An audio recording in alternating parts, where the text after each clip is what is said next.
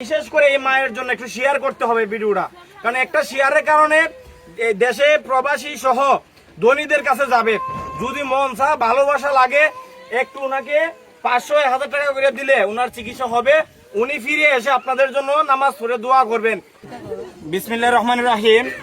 আপনারা দেখতে পেরেছেন এই যে অসহায় মা বুল্লা গ্রামের, উনি দীর্ঘ 3 মাস যাবত বিনা চিকিৎসায় ঘরে পড়ে থাকতে থাকতে ওনার এই কোমরের অংশ মাংস পচে গেছিল, ওনার এই পা একটা ভাঙ্গা।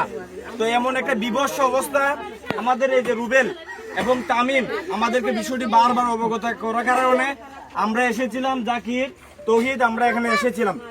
আপনাদের সহযোগিতা, দেশে বিদেশে প্রবাসী ভাইদের উদ্যোগে, সাপোর্টে এবং মায়া মমতার কারণে আল্লাহর রহমতে উনাকে আমরা সিলেট পাঠাচ্ছি।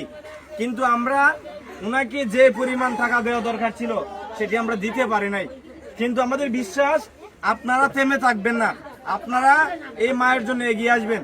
মাত্র 22,500 টাকা পাঠাইছি। আচ্ছা আমরা জাকির, এই 22,500 টাকা দিয়ে চিকিৎসা করা পসিবল কিনা?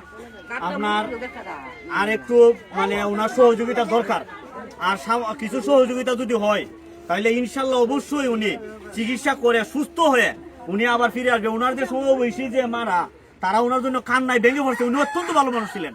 আশা করি উনি নামাজ পড়ে আপনার জন্য দোয়া করবে। নামাজ পড়ে যখন দোয়া করবে তখন আল্লাহ পাক আপনার সমস্ত আপনার সমস্যা আল্লাহ পাক দূর করে দিবে। তাই সকলের কাছে আমরা অনুরোধ করি আপনারা সহযোগিতা করুন।